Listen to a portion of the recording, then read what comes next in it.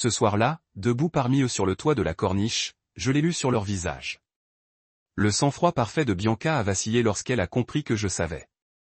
L'indifférence désinvolte de Jules s'est transformée en panique, et le sang-froid de Marlène a craqué comme de la glace sous la pression. Charles, fin stratège, s'efforçait de se reprendre, la mâchoire serrée, ses doigts martelant un rythme nerveux sur la nappe. Sienna était assise entre eux, la confusion perçant dans ses yeux. Il était temps de lever le masque. Je me suis penché en avant, les coudes sur la table en verre, le feu derrière moi projetant des ombres ambrées. Le vin que j'avais choisi, un millésime réservé aux événements marquants, brillait dans mon verre. Je l'ai levé et j'ai croisé le regard du père de Sienna. « Tu sais, Charles, ai-je commencé d'une voix douce mais ferme. Tu as pris l'habitude de surfer sur l'héritage. » J'ai siroté le vin délibérément, faisant retomber la tension. « Mais ce soir, je veux que tu te souviennes de celui qui a donné l'impulsion. » Je posai mon verre et laissai le silence s'éterniser. « Chaque projet que tu as vanté comme le tien, chaque bourse dont tu t'attribuais le mérite, dis-je, la voix s'élevant juste assez, c'était moi qui le finançais. » Bianca halta, se couvrant la bouche d'une main. Les paupières de Jules battirent, son téléphone glissa inaperçu de ses genoux. Les jointures de Marlène s'écarquillèrent tandis qu'elle serrait son verre de vin. Même la barre de musculation s'immobilisa. Les lumières de la ville en contrebas semblaient s'estomper d'impatience. Sienna me regarda, les sourcils froncés. « Malcolm, que dis-tu » Je me tournai vers elle et, pour la première fois ce soir-là, ma voix s'adoucit. « Je dis que je croyais en toi et en nous. Je crois que lorsque deux personnes unissent leur vie, elles peuvent construire quelque chose de plus grand que la somme de leurs parties. Je croyais au partenariat. » Je parcourus la table du regard, m'assurant que chacun ressentait le poids de ses mots.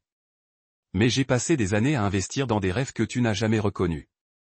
J'ai investi des ressources dans des projets que tu n'avais pas assez confiance en moi pour partager. » Charles ouvrit la bouche, puis la referma.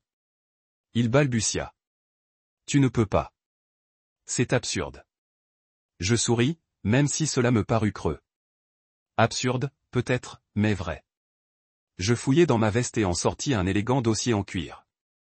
J'en sortis des documents imprimés, des contrats portant ma signature, des reçus de virement, des conventions d'actionnaires me désignant comme investisseur majoritaire. Je les déposai sur la table avec un soin délibéré, les étalant comme des preuves au procès. « Voilà les faits, » dit Bianca en se penchant en avant, les yeux plissés sur les feuilles. « Où as-tu trouvé ça » murmura-t-elle. « Ils sont à moi, répondis-je. Tout le monde, je regardai ma femme. Sienna, tu croyais avoir reçu des cadeaux. Tu as signé pour des investissements. Tu croyais qu'ils provenaient de la réserve familiale.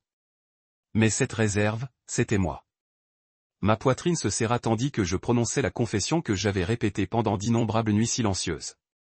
Je n'étais pas l'étranger que vous me traitiez tous. J'étais l'épine dorsale de votre empire. La main de Jules trembla lorsqu'elle glissa un document. Pourquoi ? Pourquoi nous le dire maintenant ? J'ai croisé les bras. Parce que ce soir, c'était la goutte d'eau qui faisait déborder le vase. J'ai fait un geste vers le toit autour de nous, vers les lumières et les rires. Tu as monté tout ça pour m'exclure. Tu as prétendu que je n'étais pas digne de ta table. Tu pensais que mon silence signifiait consentement, mais c'était autre chose. Cela signifiait que j'avais toléré ton manque de respect jusqu'à ce que je n'en puisse plus. Les yeux de Marlène brillaient. Elle a murmuré, « On n'a jamais voulu. » J'ai secoué la tête. L'intention n'efface pas l'impact. Tu as porté tes toasts et levé tes verres dans mon dos. Pensant que je resterais silencieuse, j'ai marqué une pause, laissant le tranchant de l'instant retomber. Si je n'avais pas parlé ce soir, tu aurais continué à croire que tu avais tout le pouvoir. Charles a regardé sa fille, puis moi, le conflit mêlé de fierté. Sienna s'est levée, la voix tremblante. Malcolm, j'ai levé la main. Ne t'excuse pas pour ce que tu n'as pas compris. Tu t'es excusé auprès de moi il y a des années pour des petites choses que j'ai entendu ta mère dire lors de dîner. Ces excuses ne changent rien au fait que tu les as laissées me manquer de respect. J'ai balancé mon bras vers eux. Vous pensiez tous que je serais reconnaissante pour quelques miettes de leur héritage. Mais l'héritage ne s'hérite pas, il se construit. Et j'ai construit plus que tu ne l'aurais jamais cru. Je me suis retourné et j'ai pris mon verre de vin, faisant tournoyer le liquide rouge foncé. Alors, à la vérité. J'ai bu. Puis j'ai reposé mon verre et j'ai croisé le regard de Sienna une dernière fois. Je t'ai aimé, Sienna. J'ai cru en nous.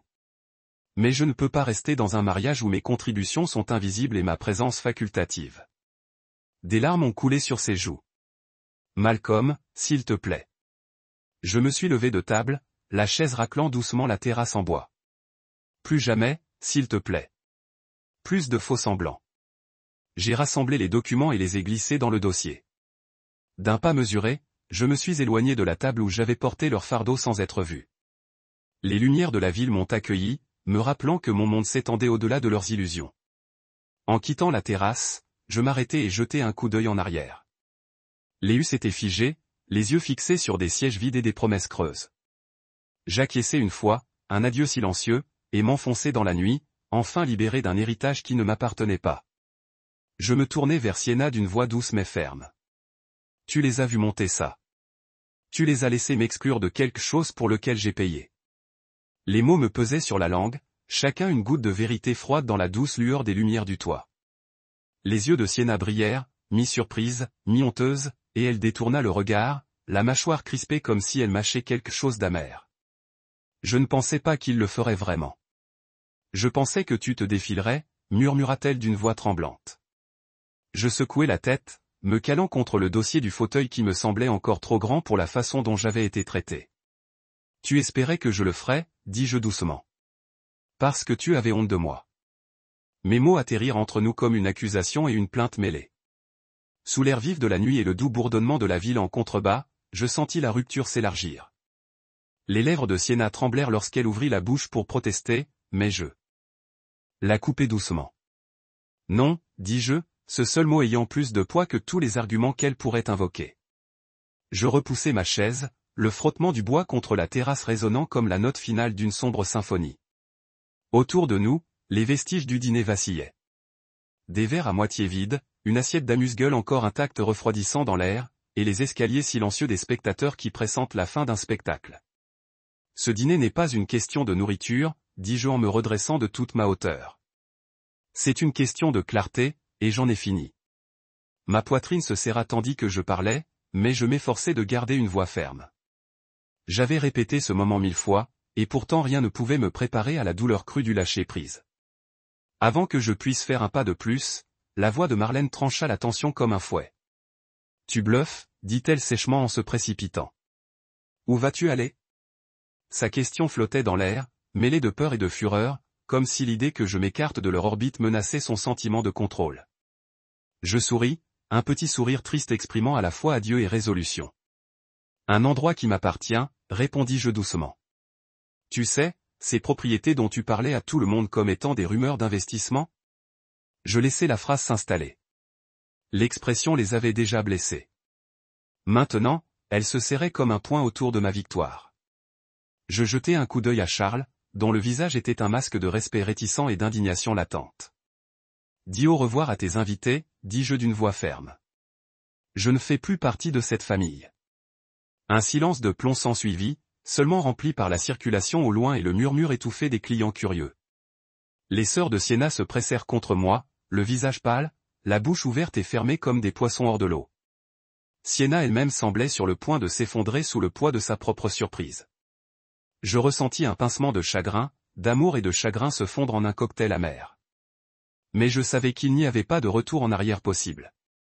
Je fis un pas envers le bord de la terrasse, mes chaussures crissant légèrement sur le gravier. L'horizon s'étendait devant moi, une tapisserie de lumière et d'acier, la vie se déployant sans le moindre fil de la dynastie Hugh pour la retenir.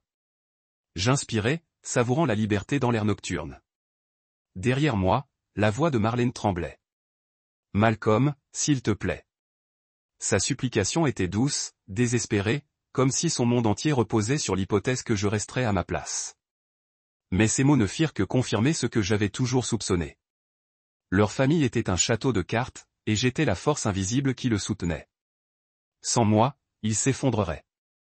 Je me retournai, leur faisant face une dernière fois. Sienna se tenait au bout de la table, la posture rigide. Elle leva le menton comme pour se défendre, mais la force dans ses yeux s'était dissipée, remplacée par le regret. Je suis désolé, dit-elle d'une voix rauque. Je n'ai jamais voulu que ça arrive, je levai la main. Je sais, dis-je plus doucement. Mais les intentions ne changent rien au résultat. Je la dépassai, effleurant le bord de sa chaise sans un regard en arrière. Au revoir, Sienna. Mes pas me portèrent vers le hall de l'ascenseur. À chaque pas, l'écho des visages stupéfaits de sa famille s'estompait derrière moi.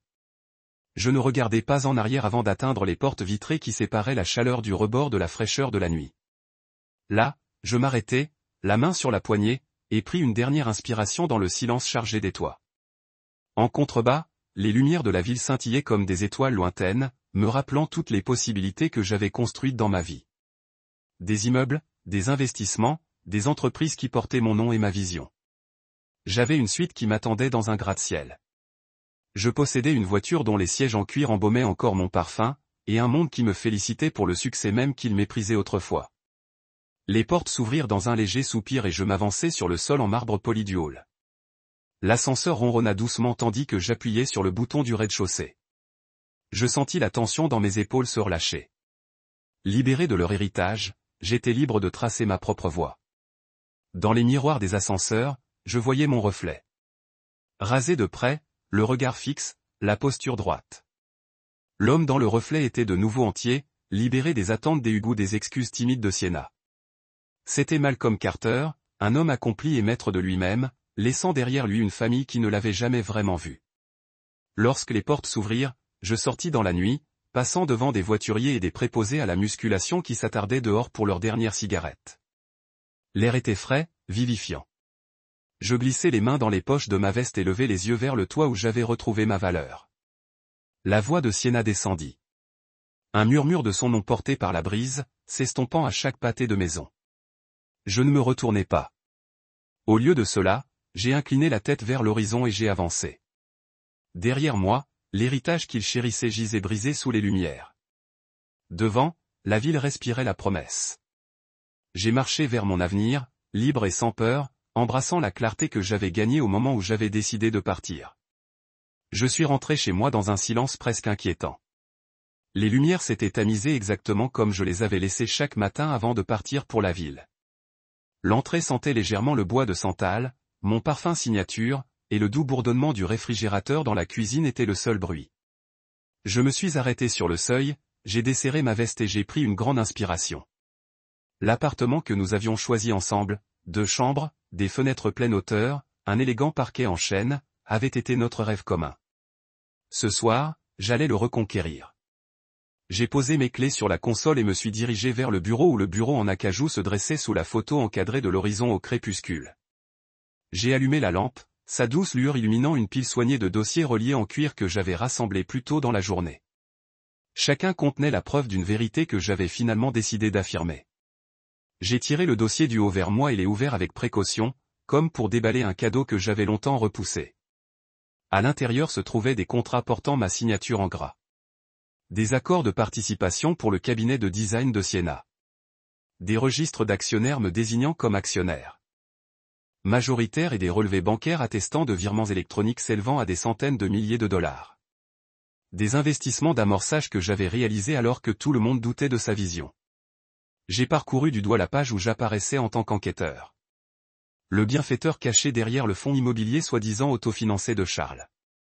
L'ironie m'a fait sourire malgré la douleur dans la poitrine. Toutes ces vantardises murmurées au conseil d'administration à propos d'héritage capital. Ils ont trinqué à ma santé. J'ai refermé le dossier et pris le deuxième dossier, plus volumineux, intitulé « Documents de l'entreprise ». À l'intérieur, j'avais rassemblé les états financiers, les registres de financement et les statuts originaux de l'entreprise de Sienna. Mon nom y était inscrit noir sur blanc, comme détenteur de 60% des parts. J'avais investi le capital sous couvert d'investisseurs anonymes, convaincu que cela préserverait la fierté de sa famille. Maintenant, j'étais déterminé à préserver ma dignité. Je me suis levé et j'ai porté les dossiers jusqu'à la chambre où 2 valises étaient ouvertes sur le lit. La faible lumière de la lampe projetait de longues ombres sur les draps blancs immaculés. Avec un soin méthodique, j'ai commencé à emballer mes affaires. Mes vestes sur mesure, les chemises que j'avais repassées moi-même ce matin-là, les photos de ma grand-mère se tenant fièrement devant la première maison qu'elle avait achetée avec ses économies. Chaque objet glissait dans la valise comme une affirmation de qui j'étais, une personne accomplie, autonome, qui ne voulait plus jouer un rôle secondaire. À mi-chemin, mon téléphone a vibré sur la table de nuit. C'était le numéro de Sienna, clignotant avec insistance. J'ai avalé ma salive, la gorge serrée, mais je n'ai pas cherché à le saisir. La lumière de la messagerie vocale clignotait. Un autre rappel, des messages m'attendaient. Des textos indignés de Charles. Un sentiment de culpabilité de Marlène. Des mots suppliants des sœurs de Sienna. Mais je laissais le téléphone silencieux. Mon avocate, Ria Castillo, m'avait prévenu. Une fois ces documents en jeu, la tempête éclaterait. Mieux valait l'affronter depuis ma forteresse. Je glissai le dernier dossier, celui contenant le récapitulatif de propriété, dans la valise en dernier. Ce document mentionnait mon nom à côté de chaque bien important. Le salon sur le toit, la propriété sur la 3e avenue, et même la suite en hauteur sur Pine Street où je comptais emménager. Je fermai la valise et appuyai la paume dessus un instant, sentant son poids. C'était plus que des vêtements et des papiers. C'était l'aboutissement de tous les sacrifices, de tous les prêts silencieux, de tous les gestes de soutien restés sans réponse. Le temps que je termine, l'horloge de l'appartement marquait minuit passé. Je m'installai dans le salon et récupérai mon ordinateur portable sur le buffet. En quelques frappes, j'ai téléchargé des copies numériques des documents sur un stockage cloud sécurisé, les chiffrant sous mon contrôle. Le transfert s'est terminé par un léger bip, et j'ai fermé l'ordinateur portable pour de bon. Il ne s'agissait plus de générosité silencieuse, mais de transparence. Des pas dans le couloir m'ont tendu. La porte d'entrée a cliqué et Sienna est entrée, ses talons claquant sur le parquet. Elle est restée un instant dans le hall, sa silhouette se découpant dans la faible lumière de l'entrée, comme si elle avait vieilli en une seule soirée. Son sac à main se balançait librement à ses côtés, et ses cheveux étaient légèrement ébouriffés, traces de larmes, peut-être. Malcolm, a-t-elle appelé doucement, la voix tremblante. Tu es là. J'ai pris une longue inspiration et suis sorti du bureau, valise à la main. Elle m'a regardé avec de grands yeux oscillant entre soulagement et effroi. J'ai essayé ton téléphone, a-t-elle dit en traversant la pièce. J'ai attendu au bar, mais tu étais parti. Charles était furieux. Lui, déglutit-elle en jetant un coup d'œil à la valise. Que se passe-t-il? Je posai délicatement la valise et la regardai dans les yeux. Je m'en vais, dis-je simplement. Les mots résonnèrent dans l'appartement silencieux. J'ai parcouru nos dossiers ce soir. Cela. Je désignai la valise d'un geste et me penchai pour soulever un des dossiers sur la table basse. Il m'appartenait plus qu'à une réserve hugue. J'ouvris le dossier et en sortis le récapitulatif de propriété pour qu'elle puisse voir les pourcentages inscrits à mon nom. Tu pensais avoir reçu un cadeau, dis-je d'une voix calme. Tu as signé pour un investissement que tu n'as jamais vraiment compris. Ces actions sont irrévocables en cas de séparation. L'avocat de ton père et le mien ont réglé cette clause il y a des mois. Son visage se vida de ses couleurs. Des larmes montèrent et coulèrent sur ses joues tandis qu'elle s'approchait. Malcolm, je ne savais pas. Je pensais sincèrement que c'était un cadeau. Je pensais que nous formions une équipe. Sa voix se brisa sous le poids de la prise de conscience. Je détournai le regard un instant, sentant les derniers fils de l'herbe se défaire. Tu n'as pas pensé à demander, dis-je doucement. Tu ne m'as pas fait assez confiance pour partager les détails. Et quand tu es resté aux côtés de ta famille ce soir, les laissant m'exclure, tu as confirmé que tu avais honte de qui je suis. Je me tournai vers elle. Je t'aimais plus que les mots ne pourraient le dire. Mais je ne peux pas rester invisible. Elle tendit la main, les doigts tremblants, et me tendit le dossier. S'il te plaît, murmura-t-elle. Laisse-moi t'expliquer. Ses yeux imploraient une bouée de sauvetage, mais je savais que le pont s'était effondré. Je secouai la tête et pris la valise. J'ai fait mes bagages, dis-je. Le reste appartient à la vérité. Je m'avançai vers la porte, m'arrêtant sur le seuil. Les lumières de la ville scintillaient à travers les fenêtres de l'appartement. Un souvenir de chaque empire que j'avais bâti, de chaque propriété que j'avais acquise. Des accomplissements que personne ne pouvait emporter, pas même une dynastie née d'un héritage. Les épaules de Sienna s'affaissèrent. Malcolm, ne fais pas ça. Je lui lançai un dernier regard. Pitié et compassion mêlées à une détermination inébranlable. L'éternité n'inclut pas la trahison, dis-je. Puis je sortis dans le couloir, fermant doucement les portes derrière moi, et pénétrai dans la nuit qui attendait un homme enfin maître de sa valeur et de son avenir. Le lendemain matin, je me réveillais devant un écran de téléphone inondé d'appels manqués et de messages non lus. Ma poitrine se serra en parcourant les premières lignes. Où es-tu? Décroche. Réponds-moi maintenant, Malcolm. Les SMS de Sienna étaient désespérés, suppliants, mais plus implacables encore étaient ceux de mon beau-père. Surveille tes arrières. Tu vas le regretter. Et un autre avec rien d'autre qu'un emoji point fermé. J'ai posé le téléphone, le cœur battant, mais je gardais une respiration régulière. J'avais fait ce qu'il fallait faire. J'ai versé du café noir, sans sucre, dans ma tasse préférée, un cadeau que je m'étais fait il y a 2 ans, quand j'ai conclu mon plus gros contrat. La vapeur montait dans la lumière matinale tandis que j'étais assis à mon îlot de cuisine et que je parcourais le déluge de notifications. Les tentatives de Marlène étaient plus subtiles. Un message vocal commençait par « Malcolm, chéri, tu ne dois pas te précipiter ». Dégoulinant d'une fausse inquiétude doucereuse qui riait de la manipulation. Un autre message « Allons bruncher, s'il vous plaît. On peut en discuter ». J'imaginais ses perles et ses peintures, toujours si soigneusement sélectionnées, toujours si déterminées à présenter une vie parfaite. J'ai jeté le téléphone sur le comptoir avant qu'il ne me tente à nouveau. Sur mon bureau résonnait l'écho de la confrontation de la nuit dernière. Le dossier marqué « Documents » était maintenant ouvert à côté d'une pile de documents juridiques soigneusement classés. Mon avocate, Ria Castillo, m'avait envoyé un email à l'aube. Objet, conséquences et actions. J'ai cliqué sur l'ouverture. C'était une force. Méthodique, brillante et farouchement loyale. Le genre de requin qui nageait intelligemment plutôt que brutalement. L'email résumait son travail de la nuit. L'avocat de Charles avait annoncé la fin de la négociation, exigeant la renégociation du partage des actions du cabinet de Sienna. La réponse de Ria fut simple, la clause est inflexible, non révocable. Toute contestation sera exécutée. Elle a joint une copie de la clause intégrée à leur contrat d'exploitation, avec les horodatages et les détails de la notoriété. Je me suis adossé et j'ai expiré, me laissant submerger par le soulagement. L'heure les menaces ne signifiaient plus rien. Mon téléphone vibra de nouveau, cette fois un numéro inconnu. C'était la ligne principale de leur boutique. Je l'avais reconnu grâce aux appels des clients. La curiosité me piqua et je répondis. La voix à l'autre bout du fil était anxieuse, fragile. Monsieur Carter, voici Myriam, la gérante de la boutique. Nous. Impossible de passer commande. Les fournisseurs appellent. Ils ont entendu parler de la nuit dernière. Ils veulent des garanties. Je me sentais un peu coupable, mais les affaires sont les affaires. Donnez-leur la ligne directe de mon avocate. Je lui ai dit qu'elle les guiderait tout. J'ai raccroché, déjà en train de rédiger un email dans ma tête. En milieu de matinée, mon bureau, un loft spacieux que je possède en centre-ville, était empli du bourdonnement du personnel et des voix étouffées des avocats.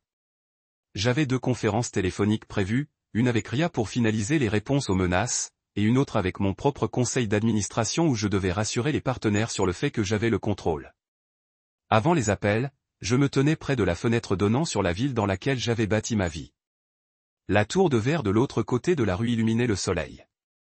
Faisant réfracter les rayons dans la pièce, je laissai ma main effleurer le rebord de la fenêtre, sentant la solidité de l'acier et du verre, symbole de permanence et de force. Dès mon premier appel, le ton sec et assuré de Ria emplit la pièce. Ils peuvent aboyer, dit-elle, mais ils ne peuvent pas mordre. La clause de non-révocation est inviolable, et nous avons vos dossiers. Je déposerai des requêtes pour rejeter toute réclamation frivole et la boutique ne pourra de toute façon pas fonctionner sans votre signature sur les contrats fournisseurs. Je répondis avec une gratitude sereine. Merci.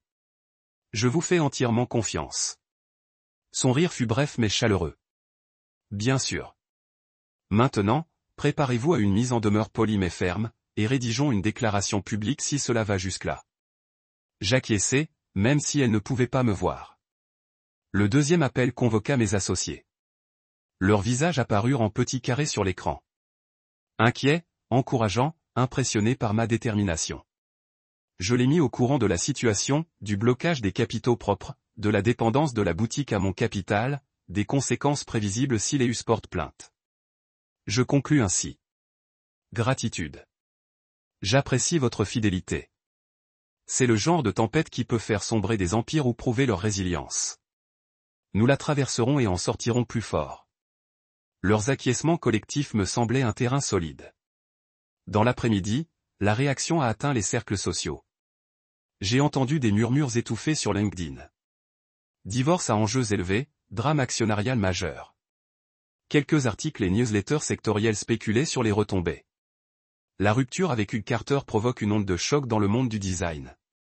J'ai bu une gorgée d'eau et tapé une brève note interne à mon équipe communication. Aucun commentaire public avant la fin des évaluations. Adresser toutes les demandes aux services juridiques. Précis. Concis. Aucune marge d'interprétation. Tard dans la journée, mon téléphone a de nouveau vibré. Cette fois, le nom de Sienna. Mon cœur a bondi, mais je me suis évanoui. Le message disait, « On peut se voir, s'il vous plaît ?» Je l'ai regardé fixement, le pouce sur l'écran. Une partie de moi aspirait à répondre, à entendre sa voix, à ressentir le lien fragile que nous partagions autrefois. Mais la loyauté envers moi-même exigeait le silence. Ici, la clarté signifiait ignorer la sirène. Un appel émotionnel et une confiance dans les structures que j'avais construites. J'ai posé le téléphone et suis retourné à la fenêtre. Le soleil se couchait, peignant le ciel d'orange et de violet. Les lumières de la ville vacillaient une à une, comme si je m'éveillais d'un sommeil profond. À cet instant, j'ai réalisé que, tandis que l'Empire Hugh tremblait, ses menaces s'évaporant face à mes défenses juridiques, je tenais bon. Je n'avais pas démoli une maison. J'avais simplement retiré mon soutien, éteint les lumières et regardé la façade s'effondrer sans moi. Alors que le crépuscule s'épaississait, Elia Reyes m'a appelé. Sa voix était chaleureuse, reconnaissable entre mille. Besoin d'un verre? J'ai ri. J'en aurais bien besoin. Il m'a invité à une soirée after hours dans un nouveau bar qu'il ouvrait la semaine prochaine. Les tables sont pour moi, a-t-il dit. J'ai senti la tension retomber. J'avais survécu au plus dur. Les retombées, les menaces, l'atteinte potentielle à ma réputation. Maintenant, le chemin qui s'ouvrait étincelait de possibilités. J'ai raccroché et rassemblé mes affaires. Demain apporterait encore plus. Des négociations, peut-être même une déclaration publique. Mais ce soir, je trinquais. À la paix. Je sortis du bureau dans l'air du soir, me dirigeant vers un bar qui m'accueillit sans broncher. Dans le sillage et le tollé, je trouvais une affirmation silencieuse de ma valeur. Parfois, la déclaration la plus forte est de refuser de jouer selon leurs règles. Et tandis que je marchais, les lumières de la ville se nommaient d'après mes victoires, rue après rue, pâté de maison après pâté de maison. Preuve que l'homme qu'elle n'avait pas réussi à briser bâtissait déjà son prochain empire. Je sortis de l'ascenseur et pénétrai dans le hall feutré de mon nouvel immeuble. Le doux bourdonnement de la climatisation m'accueillit comme un vieil ami. Les murs, d'un gris tourterelle frais, reflétaient la douce lueur des spots encastrés, et les sols en marbre s'étendaient en longs chemins étincelants vers le bureau du concierge. Je m'arrêtai un instant pour tout savourer, le modernisme épuré, l'absence d'attente familiale, la promesse subtile d'un nouveau départ. Lorsque j'ai acheté cette suite il y a 1 an, j'imaginais des soirées passées ici seul, à lire des rapports d'activité ou à planifier mon prochain investissement. Je n'aurais jamais imaginé que ce moment arriverait dans ces circonstances, mais j'étais là.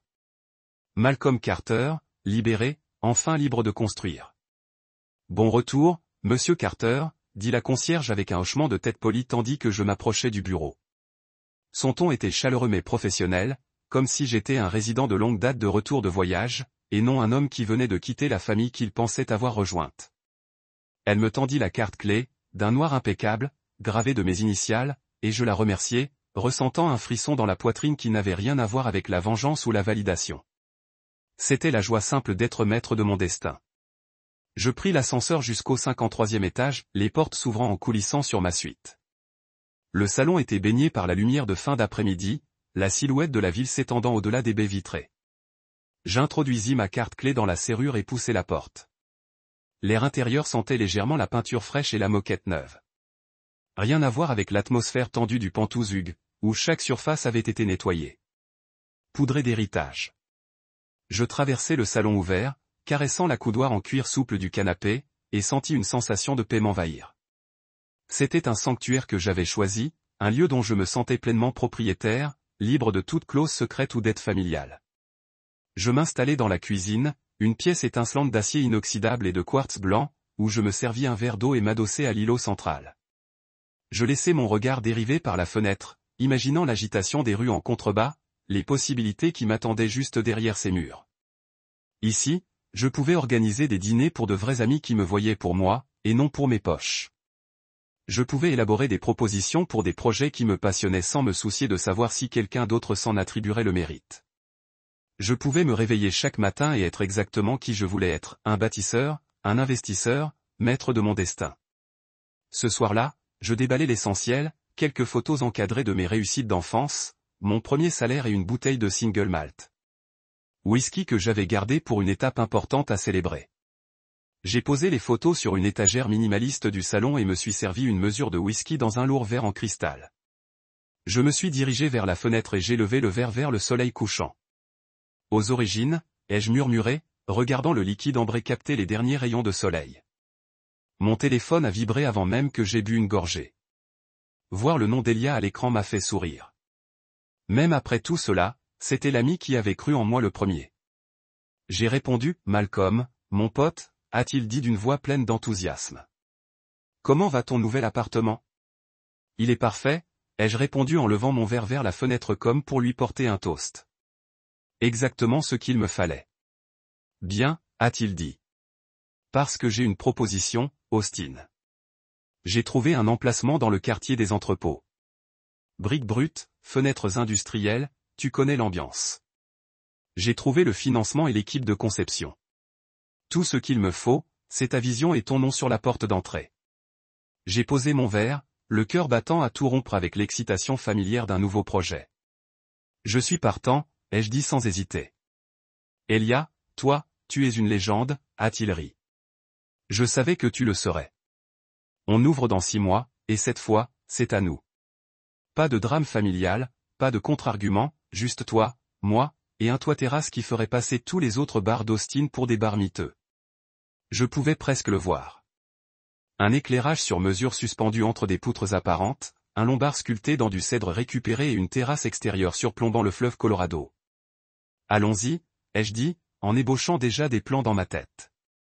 Après avoir raccroché, je me suis affalé sur le canapé et j'ai fermé les yeux. Pour la première fois depuis des mois, je me sentais installé. Plus besoin de répondre aux lettres d'avocat ni de répondre à des appels indiscrets.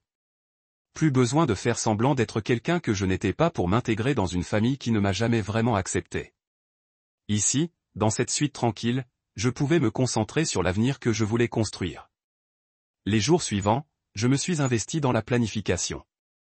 J'ai rencontré des architectes et des décorateurs d'intérieur, esquissé des plans préliminaires et passé au crible des moodboards illustrant tout, du chic industriel au modernisme épuré.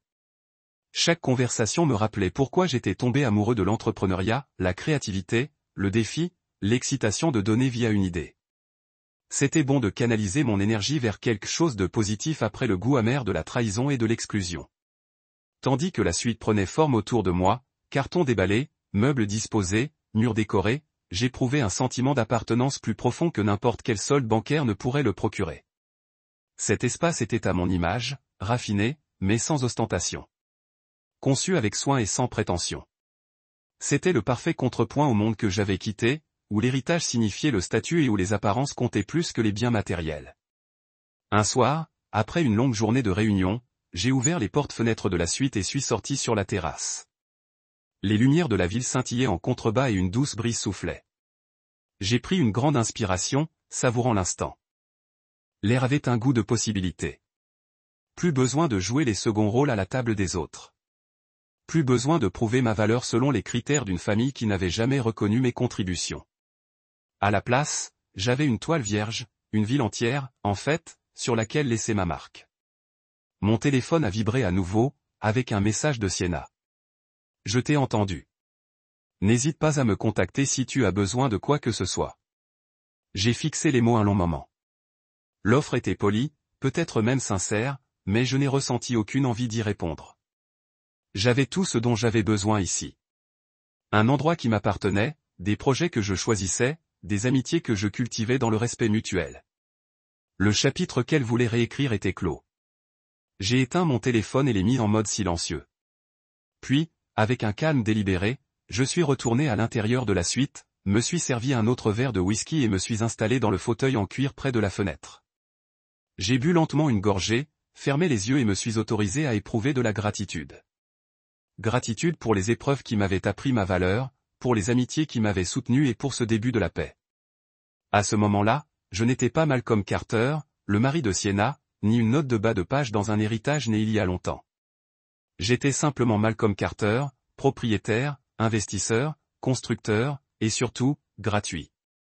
Quelques semaines plus tard, je sirotais l'espresso à mon bureau lorsqu'une alerte de nouvelles est apparue sur mon téléphone. Charles-Hugues descend au milieu des troubles financiers. Mes yeux ont tracé le titre 2 fois avant même de cliquer. C'était là en noir et blanc. Le nom que j'ai une fois renversé en sécurité, désormais assailli par la crise.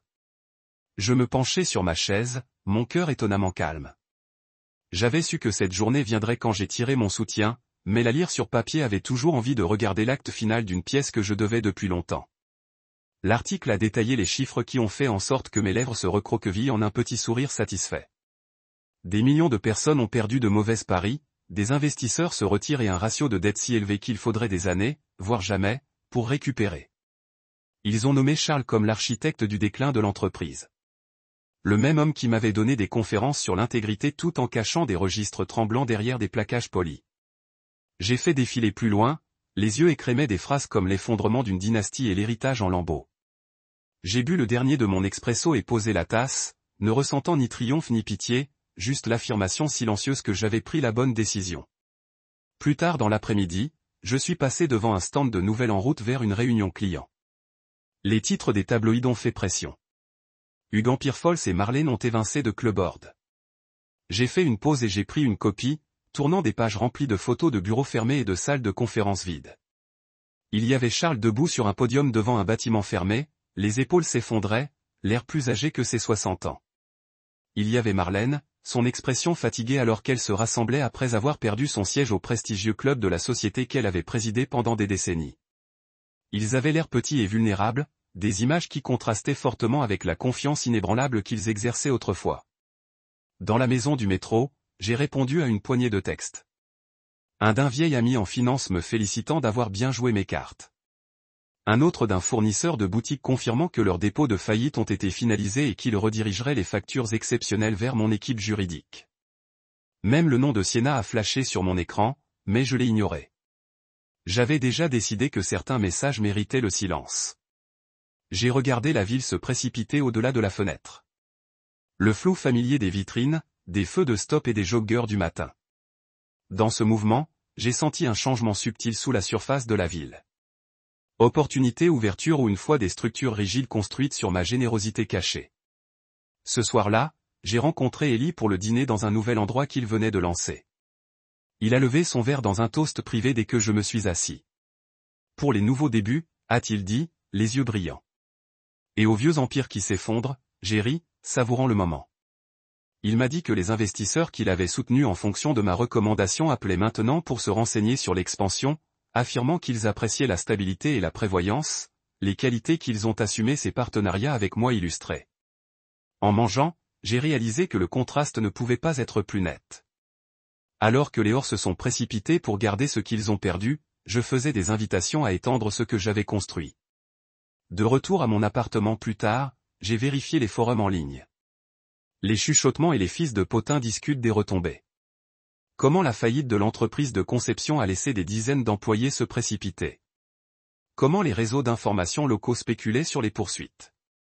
Comment le nom de Hugues serait un récit édifiant dans les écoles de commerce pendant des années?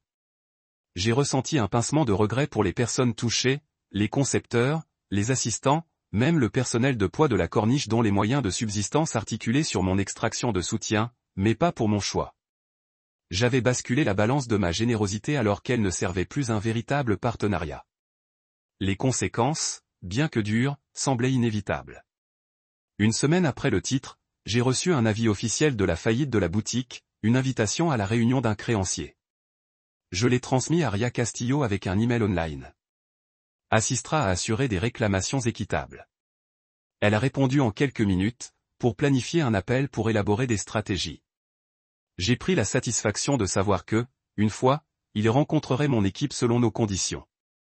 Les documents juridiques que j'ai préparés, les mêmes fichiers que j'ai montrés à Siena cette nuit-là me protégeraient. Leur empire avait été exposé, et maintenant les mécanismes que j'avais installés garantiraient que leur responsabilité ne saigne pas dans mes nouvelles entreprises. Un samedi matin calme, je me suis promené devant une succursale de Huguet de l'immobilier de l'entreprise. Les fenêtres du bureau étaient sombres, le panneau FIS a fait défiler en lettres rouges audacieuses sur leur porte en verre poli. Je m'arrêtai, me souvenant de la façon dont j'avais parcouru ce hall, tapant des virements métalliques et des conseils commerciaux pour Charles sur plus d'un expresso. Maintenant, il était vide, un monument à un partenariat qui s'était tranquillement démêlé lorsque j'ai choisi d'arrêter de le soutenir. J'ai ressenti un paiement soudain de nostalgie, non pas pour eux, mais pour les jours les plus simples où chaque accord se sentait comme une poignée de main, pas un champ de bataille. Mais la nostalgie était éphémère, et je l'ai glissée en continuant ma promenade. Tard dans l'après-midi, le texte de Siena a finalement traversé. Pouvons-nous parler ? Je l'ai regardé pendant plusieurs minutes, ressentant l'ancienne traction de l'histoire partagée, mais je n'ai pas répondu. Au lieu de cela, j'ai supprimé le message et ouvert mon calendrier pour bloquer le temps pour rédiger des plans architecturaux pour le salon Austin. Mon avenir réside dans de nouveaux toits, de nouveaux investisseurs, de nouvelles images de succès. Le chapitre avec la famille Hugues avait fermé et je n'avais aucune envie de le rouvrir. J'ai versé du café noir, pas de sucre, dans ma tasse préférée, un cadeau pour moi-même il y a 2 ans lorsque j'ai conclu ma plus grosse affaire. La vapeur s'est recroquevillée dans la lumière du matin alors que je m'asseyais sur mon îlot de cuisine et faisais défiler le barrage des notifications. Les tentatives de Marlène étaient plus subtiles. Un message vocal a commencé avec « Malcolm, chéri, tu ne dois pas être hâtif ». Drippant de faux préoccupations qui a riplé de la manipulation. Un autre texte « Ayons un brunch, s'il vous plaît. Nous pouvons parler de cela. » J'ai imaginé ces perles et peintures. Toujours soigneusement organisées, toujours aussi déterminées à présenter une vie parfaite. J'ai jeté le téléphone sur le comptoir avant qu'il ne me tende à nouveau. Sur mon bureau, je mettais un écho de la confrontation de la dernière nuit. My attorney document, my attorney castig a down. Application. Se pencha en arrière et expira, laissant le soulagement me se laver. Leur menace ne signifiait rien maintenant. Mon téléphone a de nouveau bourdonné, cette fois un numéro inconnu. C'était la ligne principale de leur boutique. Je l'ai reconnu des appels clients. La curiosité m'a poussé et j'ai répondu. La voix à l'autre extrémité était anxieuse, fragile. Monsieur Carter, c'est Myriam, le directeur de la boutique. Nous ne pouvons pas passer des commandes. Les fournisseurs appellent. Ils ont entendu parler de la nuit dernière. Ils veulent des assurances. J'ai ressenti une douleur de culpabilité, mais les affaires sont des affaires. Donnez-leur la ligne directe de mon avocat. J'ai dit, elle les guidera à travers tout. J'ai raccroché, rédigeant déjà un email dans ma tête. Au milieu du matin, mon bureau, un loft aéré que je possède au centre-ville, était rempli de bourdonnements et de voix légales en sourdine. J'ai eu 2 conférences téléphoniques alignées. Un avec Ria pour finaliser les réponses aux menaces et une autre avec mon propre conseil d'administration où je devrais rassurer les partenaires que j'étais en contrôle. Avant les appels, je me tenais près de la fenêtre en regardant par-dessus la ville j'avais construit ma vie. La tour en verre de l'autre côté de la rue a attrapé le soleil, réfractant les poutres dans la pièce. Je laisse ma main brosser le bord du rebord de la fenêtre, ressentant la solidité de l'acier et du verre, des symboles de permanence et de résistance. Lors de mon premier appel, le ton coupé et confiant de Ria a rempli la pièce. Ils peuvent aboyer, a-t-elle dit, mais ils ne peuvent pas mordre. La clause non révocable est étanche à l'air et nous avons vos dossiers. Nous déposerons des requêtes pour rejeter toute réclamation frivole, et la boutique ne pourra pas fonctionner sans votre signature sur les contrats de fournisseurs de toute façon. J'ai répondu avec une gratitude calme. Merci. Je te fais entièrement confiance. Son rire était bref, mais chaleureux. Bien sûr. Maintenant, préparez-vous à une fermeture polie mais fermez-vous et désirons et rédigeons une déclaration publique si cela va aussi loin. J'ai hoché la tête même si elle ne pouvait pas me voir. Le deuxième appel a convoqué mes partenaires. Leurs visages sont apparus dans de petits carrés à l'écran. Concernés, favorables, impressionnés par ma détermination. Je les ai mis à jour sur la situation, le verrouillage des actions, la boutique Reliance à l'égard de ma capitale, les retombées projetées si Léo tire la charge. J'ai terminé avec gratitude. J'apprécie votre fidélité. C'est le genre de tempête qui peut couler les empires ou leur prouver résilients. Nous allons le résister et sortir plus fort.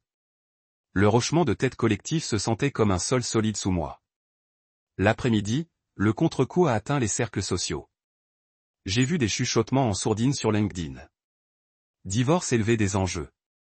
Drame d'actionnaires majeurs. Quelques articles et newsletters de l'industrie ont spéculé sur les retombées. Hull Carter Split envoie des ondes de choc dans le monde design. J'ai siroté de l'eau et tapé une brève mémo interne à mon équipe de communication. Pas de commentaires publics jusqu'à ce que les évaluations se terminent. Diriger toutes les demandes de renseignements à l'égal. Sharp, concis, pas de place pour une mauvaise interprétation. Tard dans la journée, mon téléphone a de nouveau bourdonné. Cette fois, le nom de Sienna. Mon cœur a sauté, mais je me vole. Le texte disait, « Pouvons-nous nous rencontrer, s'il vous plaît ?» Je l'ai regardé, le pouce planant sur l'écran. Une partie de moi aspirait à répondre, à entendre sa voix, à ressentir le lien fragile que nous partageons. Mais la fidélité à moi-même exigeait le silence. Ici, la clarté signifiait ignorer l'appel de la sirène de l'émotion et faire confiance aux structures que j'avais construites. J'ai mis le téléphone de côté et je suis retourné à la fenêtre. Le soleil se couchait, peignant le ciel dans les oranges et les violets. Les lumières de la ville clignotaient sur une par une, comme si elles se réveillaient d'un sommeil d'un jour. À ce moment-là, j'ai réalisé que, même si l'Empire Hulk tremblait, ses menaces s'évaporaient contre mes défenses juridiques, je me tenais ferme. Je n'avais pas déchiré une maison. J'avais simplement retiré mon soutien, éteint les lumières et regardé la façade s'effondrer sans moi. Alors que le crépuscule s'approfondissait, Elia Reyes a appelé. Sa voix était chaleureuse, indubitable. Besoin d'un verre? J'ai ri. Je pourrais en utiliser un. Il m'a invité à un rassemblement après les heures dans un nouveau salon qu'il ouvrait la semaine prochaine. Des tables sur moi, a-t-il dit. J'ai senti la tension s'écouler. J'avais survécu à la partie la plus difficile. Les retombées, les menaces, les dommages potentiels de réputation. Maintenant, le chemin à l'avance brillait avec possibilité. J'ai terminé l'appel et rassemblé mes effets personnels. Demain apporterait plus de négociations, peut-être même une déclaration publique. Mais ce soir, je toastais à la paix. Je suis sorti du bureau dans l'air du soir, me dirigeant vers un bar qui m'a accueilli sans aucun doute. Au lendemain et le tollé, j'ai trouvé une affirmation tranquille de ma valeur. Parfois, la déclaration la plus forte refuse de jouer par leurs règles.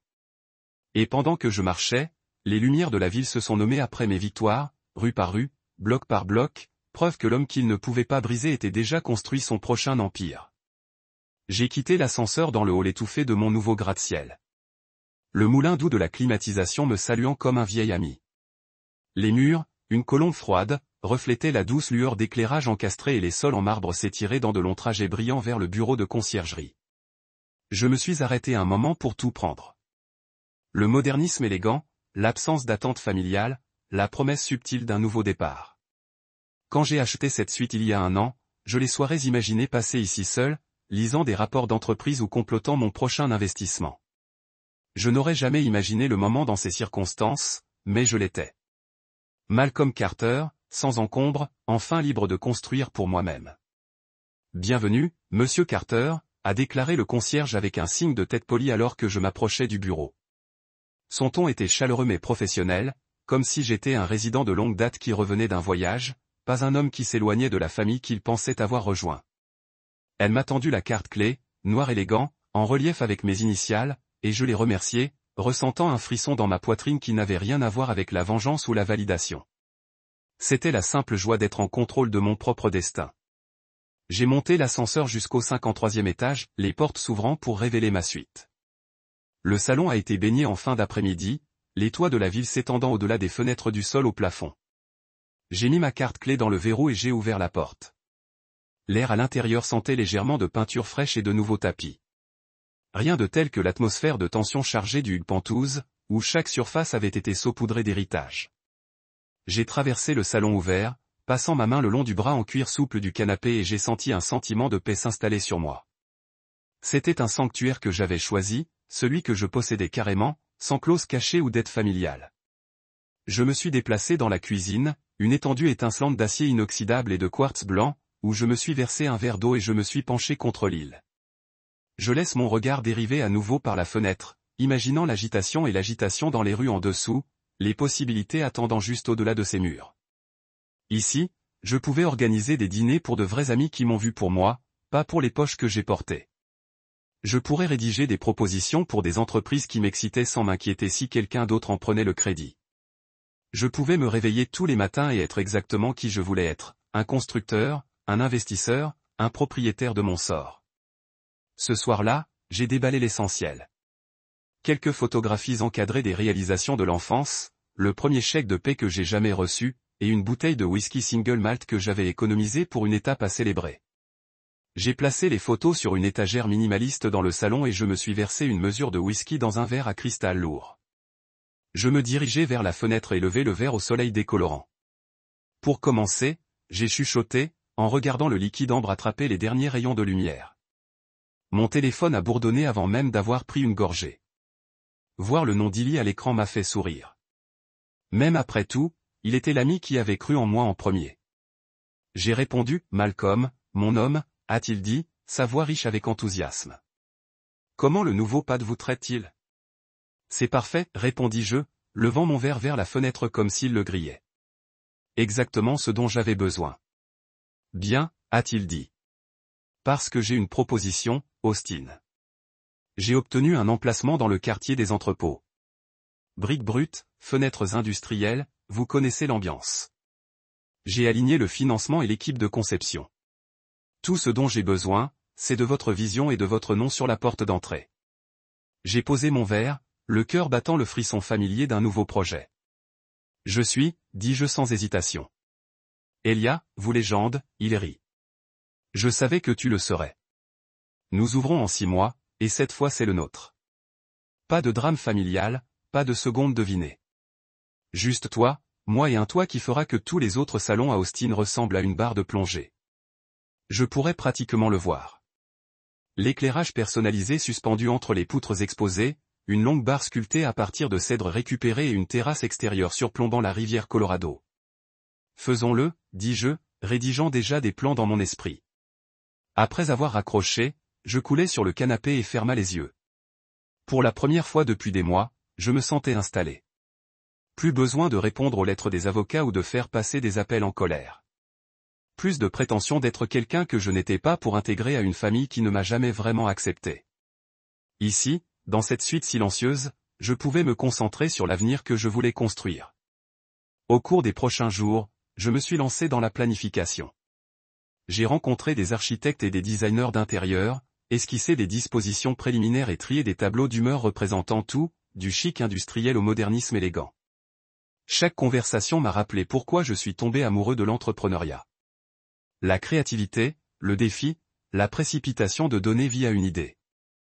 Cela faisait du bien de canaliser mon énergie en quelque chose de positif après le goût amer de la trahison et de l'exclusion. Alors que la suite prenait forme autour de moi, les boîtes déballées, les meubles disposés, les murs ornés, j'ai ressenti un sentiment de propriété plus profond que n'importe quel solde bancaire. Cet espace était le reflet de moi, raffiné mais pas ostentatoire, soigneusement conçu sans prétention. C'était exactement le contrepoint au monde que j'avais laissé derrière, où l'héritage signifiait que le statut et les apparences comptaient au-dessus de la substance. Un soir, après une longue journée de réunion, j'ai ouvert les portes du balcon et je suis entré sur la terrasse. Les lumières de la ville clignotaient en dessous et une douce brise chuchota. J'ai pris une profonde inspiration, savourant le moment. L'air avait un goût de possibilité. Plus besoin de jouer le deuxième violon à la table de quelqu'un d'autre. Ne prouve plus ma valeur par rapport aux normes d'une famille qui n'a jamais reconnu mes contributions. Au lieu de cela, j'avais une toile vierge, une ville entière, en fait pour laisser ma marque. Mon téléphone a à nouveau bourdonné avec un message de Sienna. Entendu votre dos. Faites-moi savoir si vous avez besoin de quelque chose. J'ai regardé les mots pendant un long moment. L'offre était polie, peut-être même authentique, mais je ne ressentais aucune traction pour répondre. J'avais tout ce dont j'avais besoin ici. Un endroit que je possédais, des projets que j'ai choisis, des amitiés que j'ai cultivées sur le respect mutuel. Le chapitre qu'elle voulait réécrire avait fermé. J'ai éteint mon téléphone et l'ai glissé sur silencieux. Puis, avec un calme délibéré, je suis retourné à l'intérieur de la suite, j'ai versé un autre verre de whisky et je me suis abaissé dans le fauteuil en cuir près de la fenêtre. Je sirotais lentement, fermais les yeux et me permettais de ressentir de la gratitude. Gratitude pour les épreuves qui m'avaient appris ma valeur, pour les amitiés qui m'avaient soutenu et pour ce début de la paix. À ce moment-là, je n'étais pas Malcolm Carter, le mari de Sienna, ni une note de bas de page dans un héritage né il y a longtemps.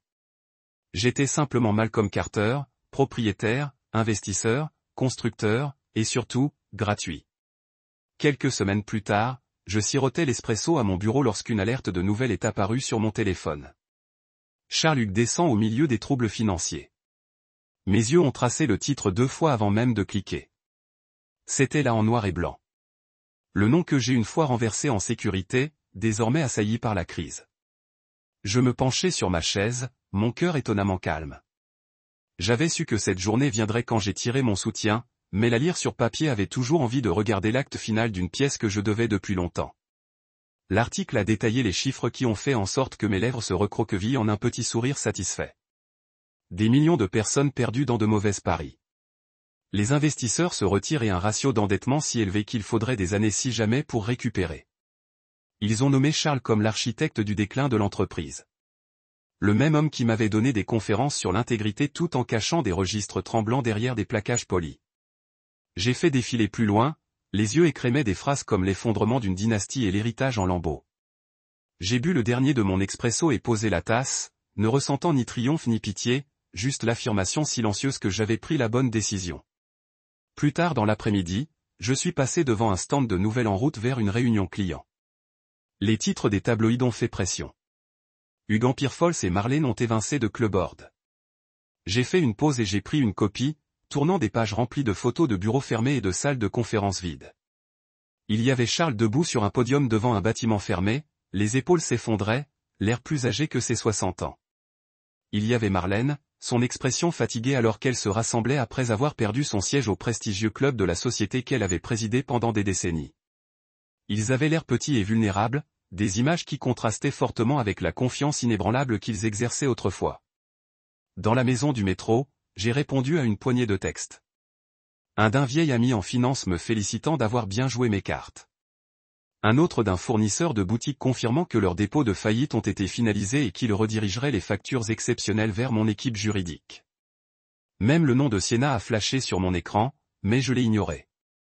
J'avais déjà décidé que certains messages méritaient le silence. J'ai regardé la ville se précipiter au-delà de la fenêtre. Le flou familier des vitrines, des feux de stop et des joggeurs du matin. Dans ce mouvement, j'ai senti un changement subtil sous la surface de la ville. Opportunité, ouverture ou une fois des structures rigides construites sur ma générosité cachée. Ce soir-là, j'ai rencontré Ellie pour le dîner dans un nouvel endroit qu'il venait de lancer. Il a levé son verre dans un toast privé dès que je me suis assis. Pour les nouveaux débuts, a-t-il dit, les yeux brillants. Et aux vieux empires qui s'effondrent, j'ai ri, savourant le moment. Il m'a dit que les investisseurs qu'il avait soutenus en fonction de ma recommandation appelaient maintenant pour se renseigner sur l'expansion, affirmant qu'ils appréciaient la stabilité et la prévoyance, les qualités qu'ils ont assumées ces partenariats avec moi illustrés. En mangeant, j'ai réalisé que le contraste ne pouvait pas être plus net. Alors que les Ors se sont précipités pour garder ce qu'ils ont perdu, je faisais des invitations à étendre ce que j'avais construit. De retour à mon appartement plus tard, j'ai vérifié les forums en ligne. Les chuchotements et les fils de potins discutent des retombées. Comment la faillite de l'entreprise de conception a laissé des dizaines d'employés se précipiter? Comment les réseaux d'information locaux spéculaient sur les poursuites? Comment le nom de Hugues serait un récit édifiant dans les écoles de commerce pendant des années? J'ai ressenti un pincement de regret pour les personnes touchées, les concepteurs, les assistants, même le personnel de poids de la corniche dont les moyens de subsistance articulaient sur mon extraction de soutien, mais pas pour mon choix. J'avais basculé la balance de ma générosité alors qu'elle ne servait plus un véritable partenariat. Les conséquences, bien que dures, semblaient inévitables.